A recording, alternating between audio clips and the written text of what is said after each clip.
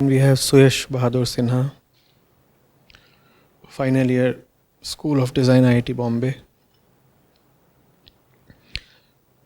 How can negative emotions be expressed in a healthy way? Can expressing negative emotions like crying be maladaptive? Does gender have a relation to mental health? You see, it doesn't matter whether you call the emotion as negative or positive. The first thing to be understood is that when you start calling something, when you start judging it as positive or negative, you have already made it difficult for yourself to know what that thing really is about. How do you know one emotion is negative, the other is positive? Positive for whom? Negative with respect to what? So let's talk of emotion itself. Positive and negative can wait. All emotion that you experience is actually trying to tell you something about yourself, provided you are willing to listen, to see. Even that which you call as negative emotions, such as anger or grief, expressed in tears maybe, has a story to tell. It is exposing, it is bringing to light what usually remains hidden in the lower layers of your consciousness. So it does not merit condemnation.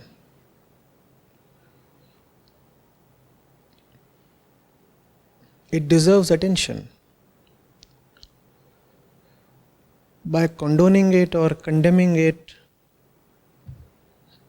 you are just trying to assert that you already know what emotion is, and by implication that you already know who you are, what your inner mechanism is. Humbly, I would like to say that most people know nothing about themselves.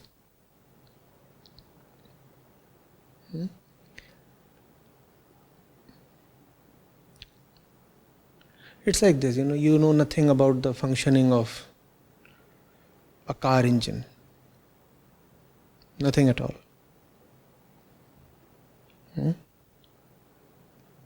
And you look under the engine assembly and you find some liquid dripping. And you are quick to declare that it's quite a negative thing to happen. How do you know? How do you know?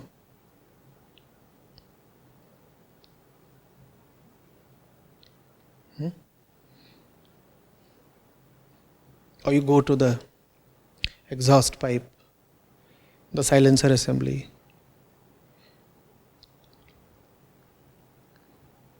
and there again you find some liquid dripping, and you say bad. First of all, try to understand what the whole thing is about.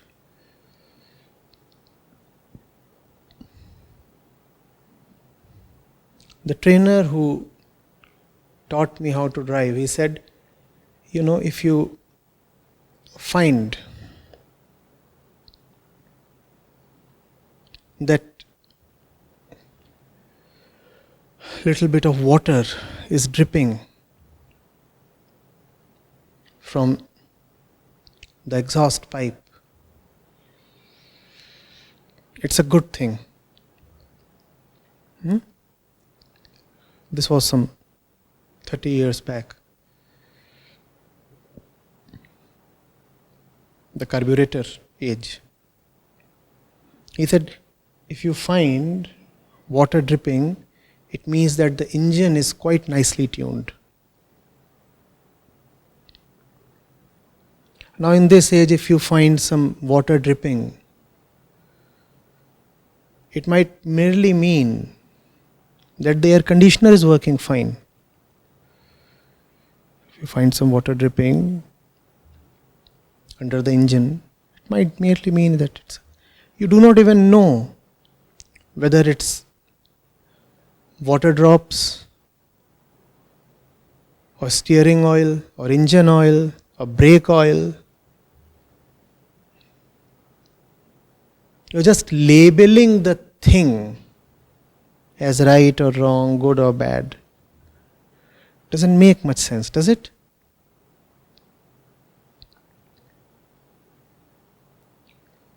If you are angry, it tells you that there is something within you that is resisting the world. Now, why is it resisting the world? Go into it, try to understand. There would be a superficial reason and there would be a deeper reason. The superficial reason obviously is that some event has happened that you are not particularly liking. Go into the deeper reason. Same with disappointment. There would be a superficial reason. You lost something, some desire was not met. But what is the fundamental desire?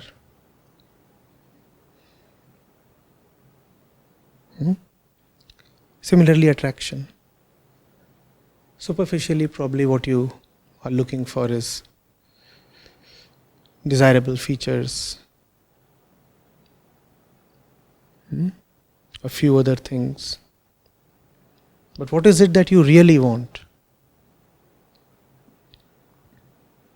Whenever you go to the root of an emotion, you discover something important about yourself. In fact, the stronger the emotion is, the more important is the discovery waiting for you. So don't miss the opportunity. We all want one particular thing. Won't name it because there is no point naming it. But we all want it in our own particular ways. Doesn't matter who you are, doesn't matter what your qualifications are, how much knowledge you have, how much money, what your gender is, or things like religion and ethnicity, etc. Irrespective of all those things, we all want one central thing. In fact, irrespective of what our species, be it human beings or animals or fish or birds, probably it's one central thing we all are looking for. But our expression is different. Our way to ask for that thing, our way towards that thing, depends on our biological constitution. Biologically, you are configured very differently compared to me. Biologically, a frog is very different from a lion, is very different from a human being. So this same urge to get that one particular thing is expressed very differently in these three. Similarly, What you are at one moment is quite different from what you are at another moment. Therefore, how you express that central inner urge at t is equal to 0 might be very different from how you express it at t is equal to 10. At t is equal to 0, probably you were trying to get it by laughing, or being motivated. At t is equal to 10, probably that same inner urge is expressing itself in disappointment and tears. If you will look only at how the emotion is expressing itself, manifesting itself, then you will not learn much. Instead, keep asking yourself, what is it that I fundamentally want? What is it that one always wants? You have said, does gender have any relation to mental health?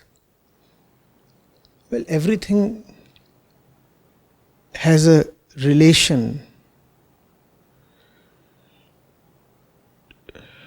to the way your central inner desire expresses itself. So obviously, people of one gender will dance quite differently compared to people of the other gender.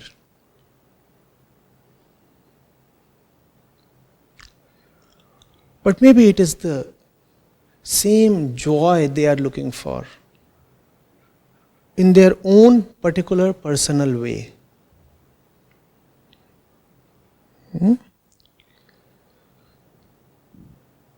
You could call it joy, you could call it mental health. Something within us is born unhealthy, but it seeks health.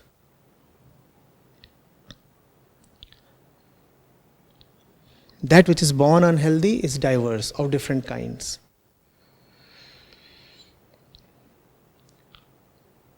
That lack of health is sometimes called a woman, sometimes it is called a man. That lack of health is sometimes called introversion, sometimes it is called extroversion, sometimes it is labeled as one personality trait, sometimes the other. Whatsoever defines us, whatsoever constitutes our personality, is seeking dissolution. That dissolution is joy. In order to get dissolved or resolved, it expresses itself. That is the very reason for all human expression.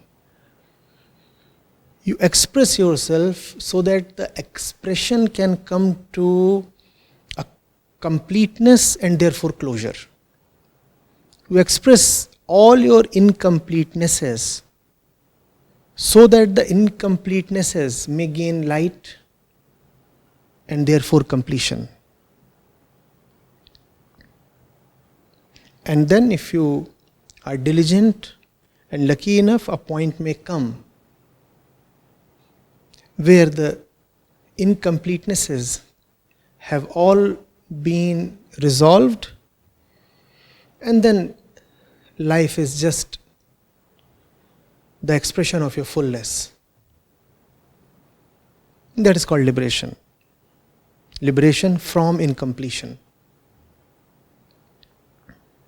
Getting it? So pay attention to all your thoughts, emotions, actions. Something unknown is waiting there for you.